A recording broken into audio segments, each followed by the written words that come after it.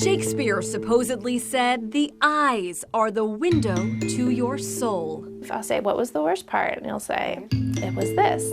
And you'll look ahead. Unearthing emotions. And then I'll have you follow my fingers. And tapping into pain. I can also do my finger movement slower. Reverend Alyssa Body is a minister and High Point-based licensed clinical counselor, certified in a groundbreaking trauma therapy called EMDR. Dr. Shapiro created it in the 1980s. A lot of people thought it was woo-woo science. This is just a demo of a small piece of the process. Eye movement desensitization and reprocessing is an 8-step psychotherapy using a visual or auditory rhythm called bilateral stimulation. When you're using these eye movements or these tapping procedures to get past the trauma, what signal is it sending to my brain? We actually don't fully know. Some people think that as that traumatic memory is being brought up, what's really happening is EMDR is distracting your brain, and because your brain can't hold both the stimulation and the traumatic memory at the same time,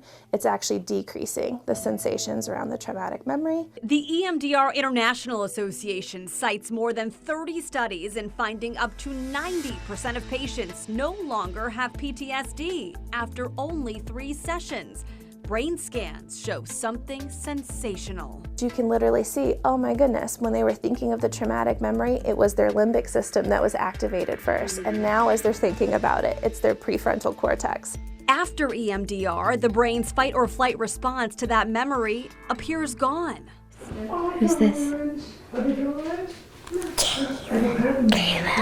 Hope of healing is why mom, Amy Ross, signed up for EMDR sessions 2 years after losing her infant son to a severe heart defect. You know, it was something that changes you instantly. You're never the same from it. And no trauma is the same. It often takes the face of fear. I was put in a situation where I was left alone with someone that we didn't think would be dangerous. The person pulled out a knife in my presence. Alexis Labonte had heard about EMDR before seeking it out for herself. After the EMDR, my brain was able to tell my body, no, this person's not in this parking lot. They're not waiting for you. You're okay. You can get to your car. You can get to that door.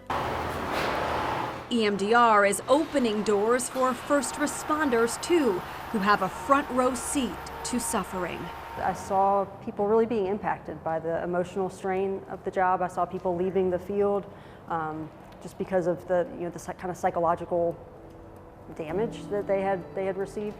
And there really wasn't anything being done to address it. That's why Guilford County paramedic and counselor Sari Goldberg founded a mental health wellness program and refers colleagues to EMDR. So instead of waiting for an employee to reach out to say they have a problem, we see an incident and look at it and say, this could be disturbing.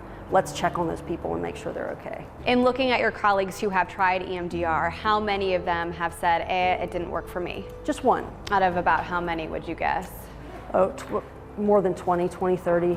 Yet it's not a fix or first resort for everyone. The part that I see as a downside is just that people are not as familiar with it, so it can just look weird to them. Dr. Nanette and Minister Keith Funderburk operate a Greensboro psychotherapy practice for cognitive behavioral therapy.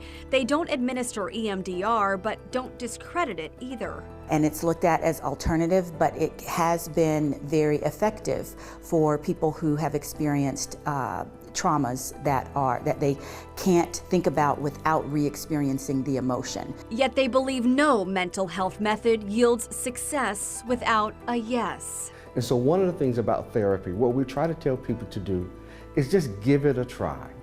Go to one session. Because though eyes can indeed be a window to our souls, sometimes we must open the curtains to see light. In Guilford County, Megan Malaris, WFMY News 2.